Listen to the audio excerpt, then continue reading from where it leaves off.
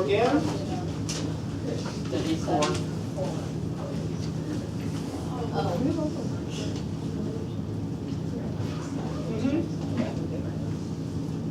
would be a wise decision.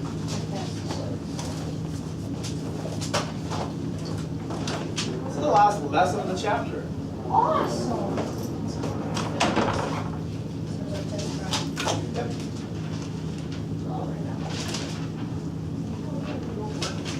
Now remember, we've only had 2 quizzes so far this semester, so some of you could use a better quiz grade. This would be a good one to get a good quiz grade on. This semester so far, so we only had 2 quizzes last quarter. We had like 3 tests, but only 2 quizzes. Is it like math or It's going to be conceptual and math. Okay? Typically quizzes are more big picture. Okay? And tests will ask you more specific questions. Okay? And it's a relatively short chapter, so there shouldn't be a ton. Also, I don't know if I shared it with you the other day, but I do not have a vocab sheet for this chapter because it's a shorter one. Alright? Alright.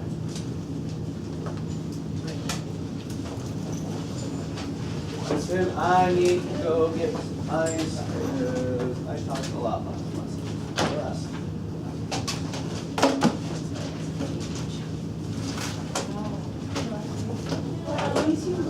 Quiet.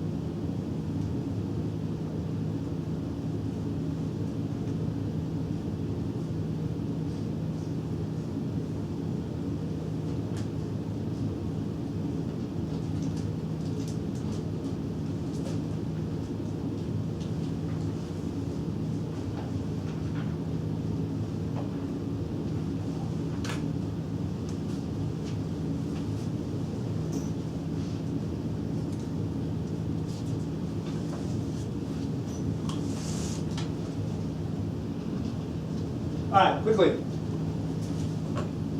We talked about how one of the 3 things that energy can be used for, we said that it can be transferred from one form of energy source to another, correct? Okay?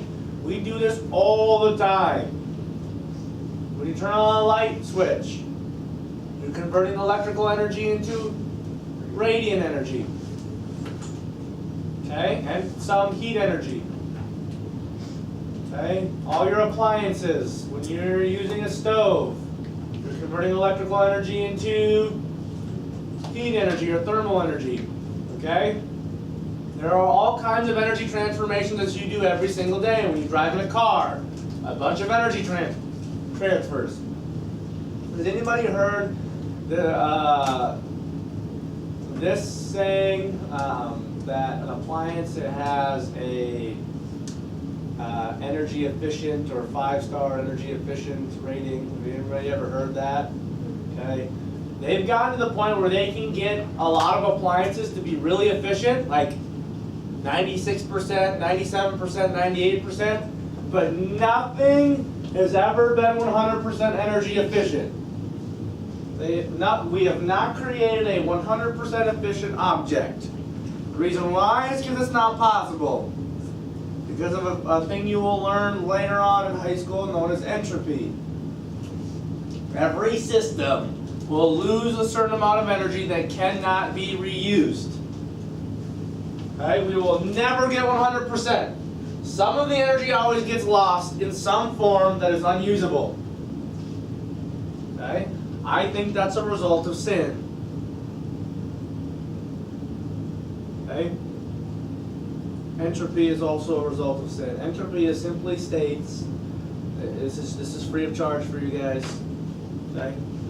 Entropy states that everything goes from order to disorder. It's a law it's a science law. It's actually the second law of thermodynamics, which states that everything goes from order to disorder. You're probably thinking, well, what does that mean?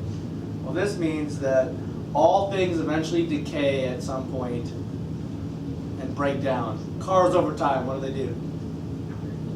They break down. Your bodies over time, what do? Break down. Plants over time, what do? Everything breaks down. Which is really funny that evolution is the opposite of that. Ever thought about that? Start with nothing, got what we have now? Isn't that like the opposite of things breaking down? Okay, scientists have a law that says we have never in our history ever seen something go from disorder to order. Never seen it. But evolution happened. Kind of funny, huh? There you go. That's free charge. Alright, efficiency, here you go. Figure out how efficient something is the amount of energy you put in, how much energy you get out.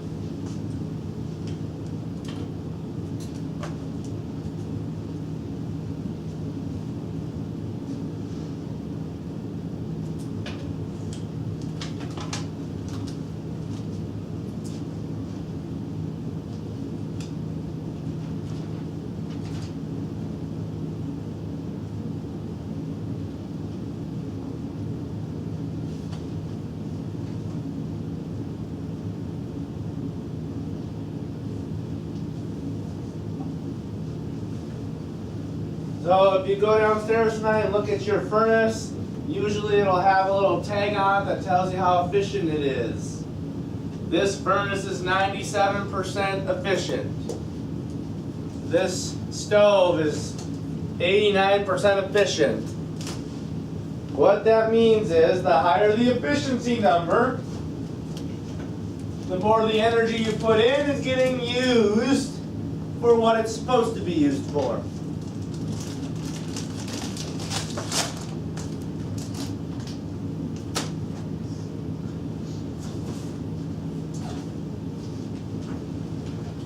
Alright, questions so far? Did you guys know that, is this new information, and you up to this point, did you think you could completely 100% convert one form of energy into another? Is that as possible? That makes sense. I would have probably thought that too. Okay, you cannot 100% convert energy into usable forms. You always lose some. Okay. Here's your first law of thermodynamics. You have seen it before. I'm going to put it in here again because it is a very important law. Also another law that all the secular scientists believe to be true, which completely refutes everything that is evolution. Why do I say that?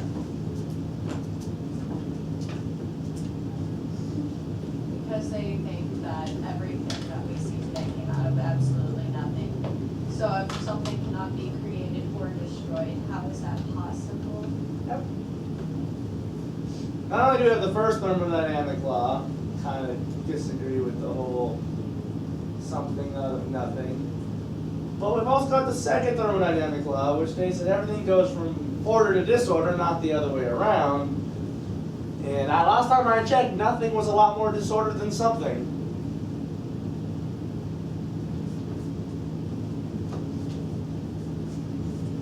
I actually have a secular textbook that says, in it, we have never ever seen something go from disorder to order without an outside source intervening.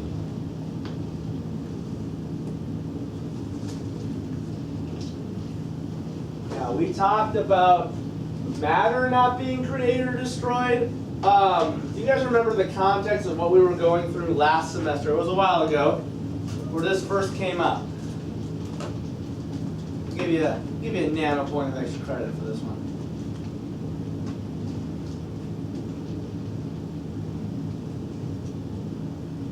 What did we do? What were we talking about when this first came up? What were we trying to do? Alright, I won't blame you for not knowing it. What? Good guess. Okay. You remember when we balanced chemical equations? Why did we do that? So that we could prove that we weren't God, so that we don't create or destroy matter, so that what we have at the beginning is the same as what we have at the end. That's why we balance it. Didn't think you'd remember, just thought I'd give you a chance to show your great knowledge. We're going to talk about 3 collisions, we'll be done. We'll be done early today. 3 types of collisions. The first type of collision is called an elastic collision.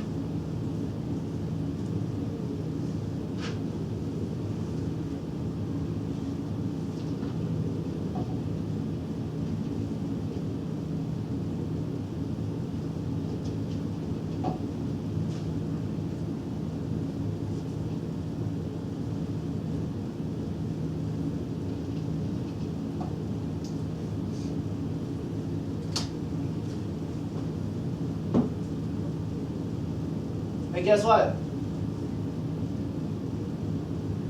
What, Mr. Kramer, tell us? Hey, guess what? Mr. Kramer, tell us. Hey, guess what? What? Mr. Tell us. Tell us. This never happens.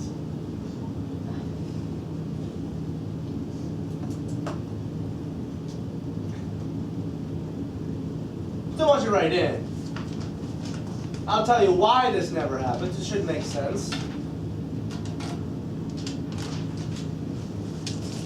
I'll give you a couple examples of things that are close to a perfectly elastic situation.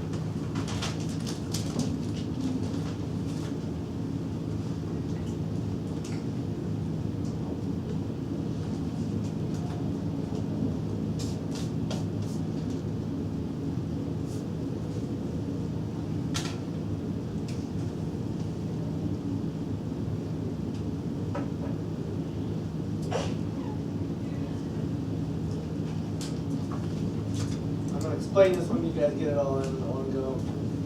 She has my myself here.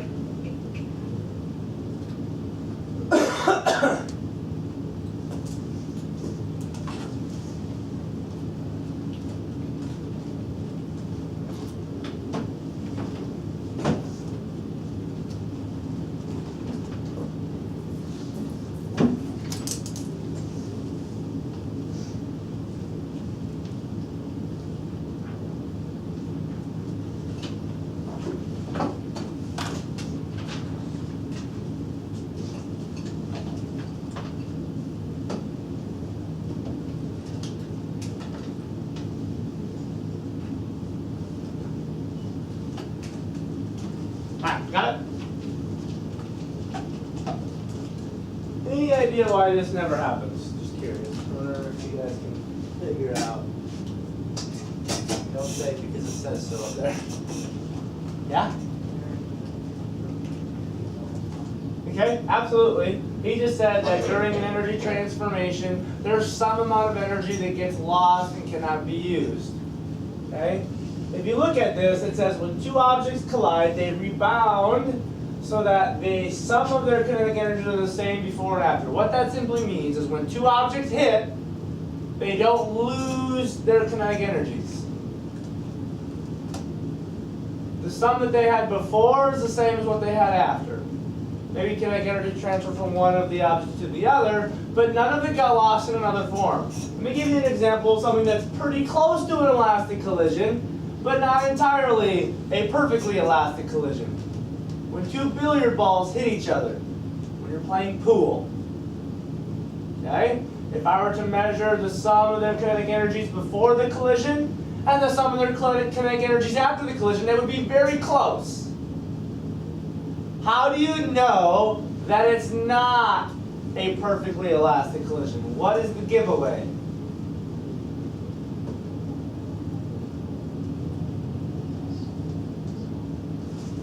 Well, they can swap them, but that doesn't mean the sum won't be the same. For example, if one billiard ball is moving and one is not, let's say this one has 50 joules and this is 0 joules, is it possible that they could hit and that this one would have 5 kilojoules and this would have 47? Wouldn't the sum still be the same? You said 47, you put 45. I said it wrong, I wrote it right. Isn't the sum of those two the same? Okay? If this actually happened, this would be a perfectly inelastic collision, because the kinetic energy from this got converted to this. Still in kinetic energy form, right? Well, this doesn't actually happen. Not when two billiard balls hit each other, not all of the kinetic energy from one billiard ball gets transferred to the other. Everybody hear him? Some of it gets lost in the form of what? Acoustic energy. How do you know that? What happens when two billiard balls hit each other? And a pretty significantly loud clicking noise, right? Which means some of this kinetic energy here gets lost or dissipated in an unusable form. So maybe what might be more realistic would be to say that it was something like that. So what happened to the remaining 4 joules of energy? It got changed to what? Acoustic, sound energy. Okay? So no real world collisions will ever be perfectly elastic. Okay? The one that's probably the most common is partially elastic. Hence why it says here that most of the collisions that we experience in our world is going to be of this type.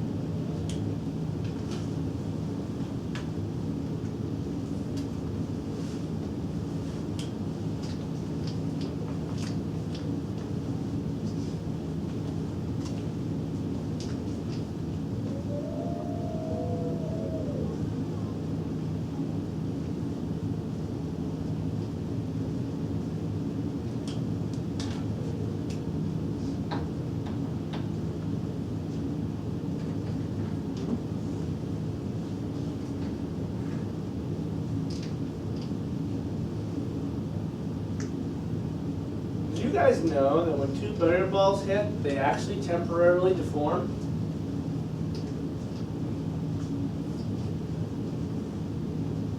They just go back to their original form pretty quickly. Have you ever seen Serena Williams hit a tennis ball in slow motion? What happens to the tennis ball? I mean, it like squishes in half pretty much. Okay, is that a collision? Okay, does the ball go back to its original form usually after the collision? Yes, but because of that temporary deformation, energy gets converted to other forms. The sound energy gets converted to some heat due to friction when the two objects collide. There's a lot of different forms of energy that it gets converted to. Okay? Almost all collisions are this type. There either is a temporary deformation or a permanent deformation. Give me an example of two objects colliding where you have a permanent deforming. Car accident, yeah. Okay? Any others you can think of? Yeah? Getting a TV was a Yeah. That'll permanently deform that. Also permanently deform your bank account. That's why it just makes me so sad whenever I watch Dude Perfect and the Rage Monster. Yeah. It's like, oh, why couldn't you just donate it to me instead of do that? I know. I should do that. Mr. Kramer Dude Perfect Foundation. I should send it to him. Next time you want to do a Rage Monster, just say nope. Exhibit some self-control. Because they're Christians, by the way, so, you know. And I would send it to me instead. Will you guys sign a petition that will say that? And I'll send it out to them? I bet you I can get this. I bet you if I really wanted to, I could probably get them to do that stuff. But I don't really want to. Okay. 4 things I want you to get out of today. Okay? This is just the second of the 3 collisions. But I want you to get that there are lots of collisions in our world. Okay? There's lots of energy transformations. Are energy transformations 100% efficient? No. Okay, I want you to know that. I want you to know which type of collision is the least likely and which type of collision is the most likely. I just gave you the least likely and the most likely. The previous one, which was just perfectly elastic or elastic, is the least likely because that assumes no energy lost. And we know that doesn't ever happen. Okay, the most likely is partially elastic. Where objects collide, they will temporarily deform or permanently deform. Okay? This happens all the time. Most times when you see objects collide, you hear something. Right? That means that some of the energy is being lost in the form of what? Acoustic. And when two objects collide, don't they usually touch? When you touch, don't you have friction? What energy form is that going to be converted to? Thermal. Okay? Perfect. Good job. Last one. Whoopsies. So it's kind of a weird... This happens, but it's not like it happens that often.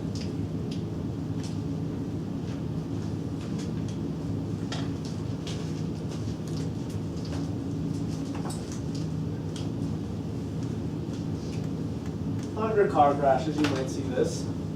But you still do see a lot of car crashes where they bounce and they ricochet off each other. But you will see car crashes where, some of the bad car crashes where like they look to stick together pretty much. You know what I'm talking about?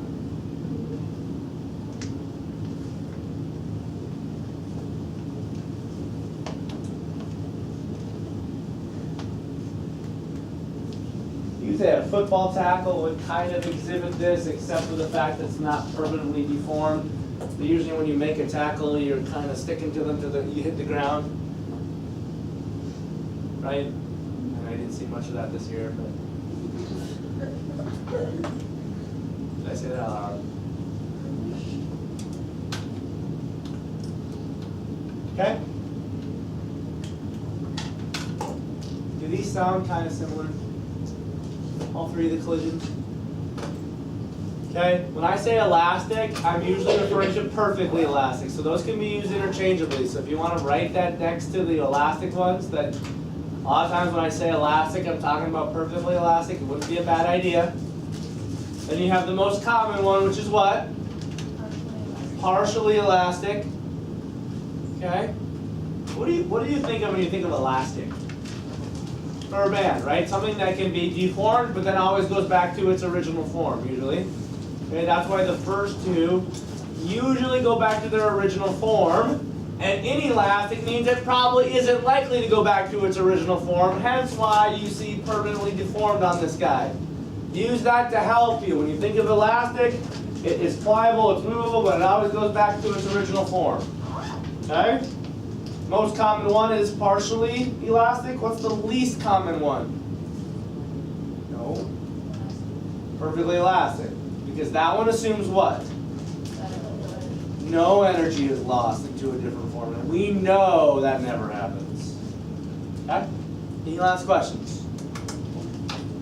Quiz tomorrow. You know all 10 of the energy forms. You know the two main types of energy forms. What are they? Potential and kinetic. Or do you know a little bit more about just that they're potential and kinetic? Can you tell me that kinetic is movement energy?